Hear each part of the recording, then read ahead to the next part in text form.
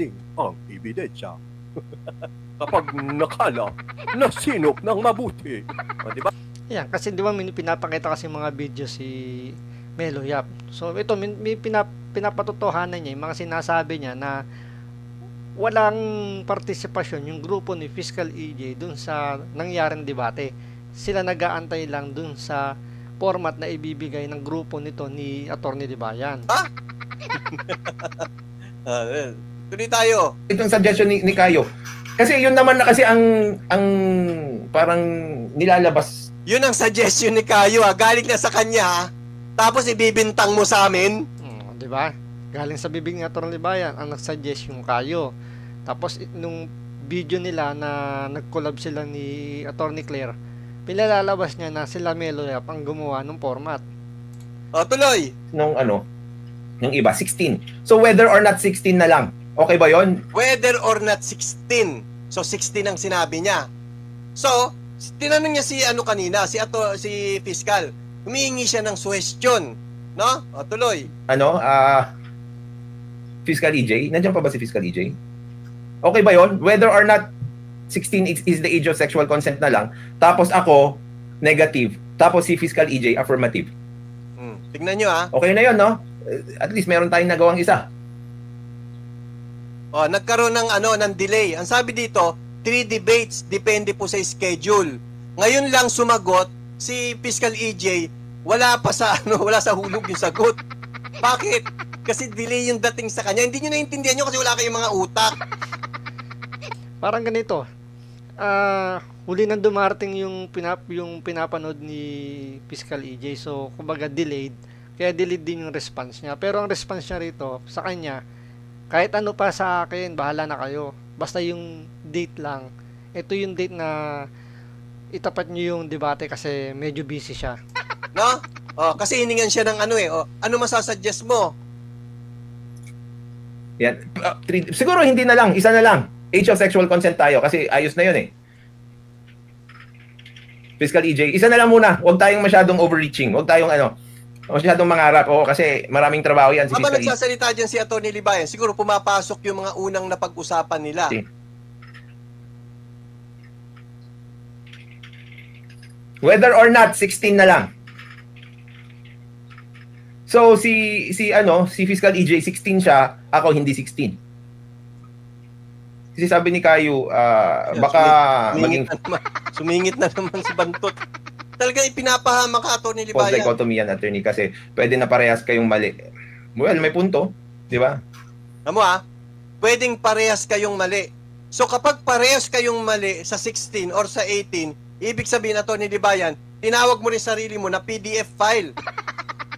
Kasi sabi mo naniniwala sa sa 16 ay PDF file. Paano kung lumalabas na mali rin pala yung 18 mo? 16 pala ang tama. Kasi pwedeng mali, pwedeng tama. Di ba? Dito napuntusan siya ni Melo Yap, di ba? Kasi nga doon sa debate, sinabi niya ron na yung mga hindi naniniwala sa age of sexual consent ay 18 ay mga sinungaling, bobo, PDF file protector, peddler.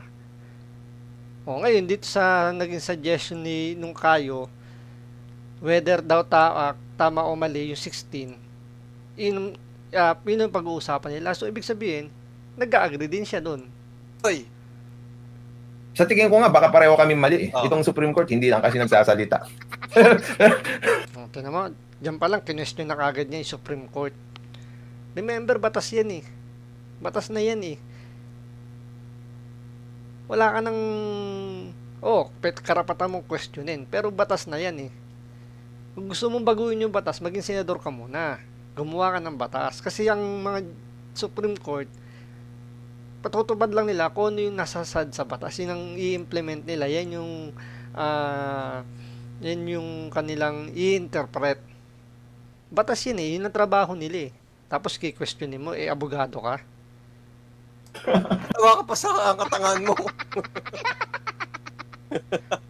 Natawa pa, idadamay niya pa si Fiscal EJ. Alam naman ni Fiscal EJ ang trabaho niya. Hindi ko lang alam kung ito si Atty. Libayan kung naiintindihan ba niya yung sinasabi niya. Pero ito, 16 or not, di ba? Ayan. Sumagot si Fiscal EJ dyan na. Whether or not 18 na lang. Sabi niya. Okay. So, anong pagkakaiba nun kapag whether or not 18 at whether or not 16? Ano ang pagkakaiba? Tandaan nyo, topic dito pareho lang ha. Nagkaiba lang sa date. Kapag ang pinili mo is 18, maunang So, magsisimula, adjust lang natin kasi unang medyo magsasalita hindi si na Atty. yun yung Libayan. Kapag mag-debate tayo tungkol sa age of sexual consent. Live stream ni Fiscal EJ nun. Sa live stream ko po yon Position. yung debate na ito. ayan, hanggang natin. Nung una ba, Tony Lebayan, ang alam ko, ang sabi kasi kahapon, parang ang naggumawa ng proposition ay yung party nila Fiscal EJ. Oh, kami daw gumawa ng proposition. So nakita na ninyo saan galing yung proposition. Doon sa comment section niya. Hindi sa amin. Okay? Opo. Sa inyo ba, ano ba yung, may una bang proposition? Dalawang sinasagot ko rito guys ha. Yung Magic at saka tong si Atty. Libayan. May pinag-usapan bang proposition o yun na siya, as is? Nag-uusap ho kami sa live stream ni Fiscal EJ nun. Sa live stream ko po yon. Pumunta si Fiscal EJ doon, although nasa comment section lang siya. Ang proposition na una kong hiningi, whether or not the age of sexual consent is 16 kasi yun yung position niya. Tapos eventually, Yun yung yun yung topic niya. Tapos biglang nag-suggest si Kayo. Nakita niyo 'di ba? Pinanood natin. Yun yung topic niya nung una eh.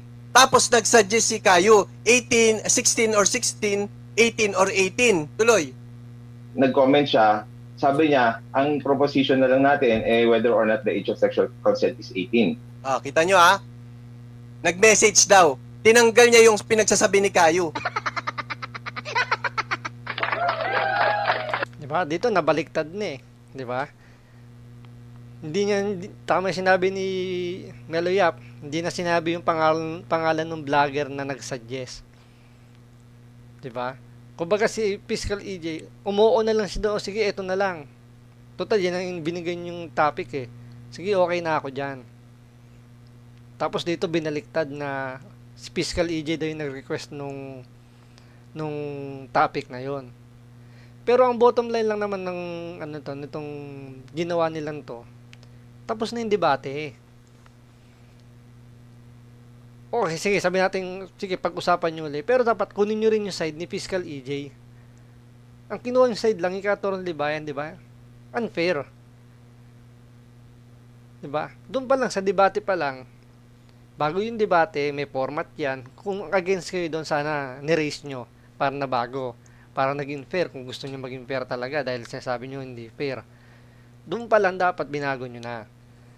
Pangalawa, during the debate, kung alam yung out of context si Fiscal EJ, dapat doon pa lang binabara nyo na. Na hindi po pwedeng ganyan, hindi po pwedeng ganito, hindi nyo pwede labas yan. Diba? Pangatlo, tapos na yung debate, nagdadaldal pa kayo. Ano, damage control? So lalong pinalalabas nyo lang, talagang hindi nyo kaya si Fiscal EJ kahit magtulong-tulong pa kayo. Diba? Before, during, and after ng debate, hindi nyo kaya si Fiscal EJ. So, yan lang po muna ilalabas natin. So, sa mga update ko kayo sa mga susunod pang mga video. So, sa mga hindi pa nakasubscribe, pa-subscribe naman po. So, maraming salamat po.